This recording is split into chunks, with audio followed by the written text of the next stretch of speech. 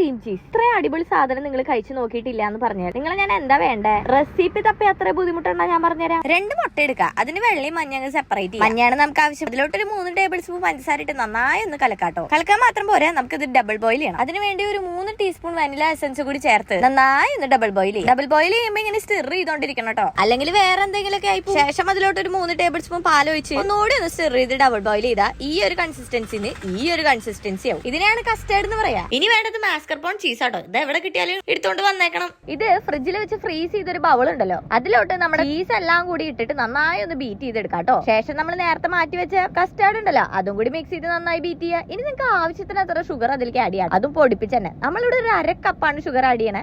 അത് ഒറ്റയടിക്കല്ല, ഇഞ്ചിഞ്ചായിട്ട് ആഡ് ചെയ്ത് കൊടുക്കും. പിന്നെ നമ്മുടെ ഫ്രഷ് ക്രീം ആഡ് ചെയ്യണം. ഈ ഷോട്ട് എനിക്ക് മിസ് ആയതാ. ഇപ്പോഴേക്കും കിച്ചൺ ഇത്തിരി മെസ് ആയിട്ടുണ്ടോ അത് നോക്കണ്ട. സാധനം ഏതാണ്ടൊക്കെ കംപ്ലീറ്റ് ആവാറായിട്ടുണ്ട്. ഇനി നമ്മുടെ ബേസ് സെറ്റ് ചെയ്യാൻ വേണ്ടിയിട്ട് ഞങ്ങൾ ഇവിടെ എടുത്തിരിക്കുന്നത് ബിസ്കോഫ് ബിസ്ക്കറ്റ് ആട്ടോ. ഒരു 1/4 പീസ് ബട്ടർ ആഡ് ചെയ്തിട്ട് നമ്മുടെ ബിസ്ക്കറ്റ് അങ്ങോട്ട് 4 അടി ഇട്ട് ഗ്രൈൻഡറിൽ പൊടിക്കുക. ഇനി നിങ്ങൾക്ക് ഇഷ്ടമുള്ള ഒരു ബൗൾ എടുക്കുക, അതിന്റെ ബേസ് അങ്ങ് സെറ്റ് ചെയ്ത് കൊടുക്കുക. ജസ്റ്റ് ഒന്ന് പ്രസ് ചെയ്ത് കൊടുത്തു കഴിഞ്ഞാൽ നല്ല വൃത്തിക്ക് ഇരിക്കും കേട്ടോ. ഇനി നമ്മൾ ഉണ്ടാക്കി വെച്ച ക്രീം ചീസ് അതിന്റെ മുകളിൽ ലെയർ ചെയ്യുക. അതിന്റെ മുകളിൽ ഒരു 2 അടി അടിച്ചാൽ മതി. ആ ബിസ്കോഫ് ബിസ്ക്കറ്റും കൂടി അങ്ങോട്ട് ഇട്ട് സംഭവം ലെയർ ചെയ്താ എന്റെ മോനെ ഒരു കിടുക്കാച്ചി സാധനം കിട്ടുട്ടോ. ഇനി ഒരു 8 മണിക്കൂർ നിങ്ങൾ ഫ്രിഡ്ജിൽ വെച്ചിട്ട് ഇനി നിങ്ങൾ ഉണ്ടാക്കും. കഴിക്കല് കണ്ടാൽ അറിയാലോ ഞങ്ങൾക്കൊക്കെ എത്ര ഇഷ്ടമായി. ഇനി നിങ്ങളുടെ വീട്ടിൽ വല്ല ഫ്രൂട്ട്സ് ഉണ്ടെങ്കിൽ അതും നിങ്ങൾക്ക് വെച്ച് ടോപ്പ് അപ്പ് ചെയ്യാട്ടോ. റെസിപ്പി കിട്ടിയ സ്ഥിതിക്ക് ഉണ്ടാക്കി നോക്കാൻ മറക്കണ്ട. അപ്പൊ ഓക്കെ, ബൈ.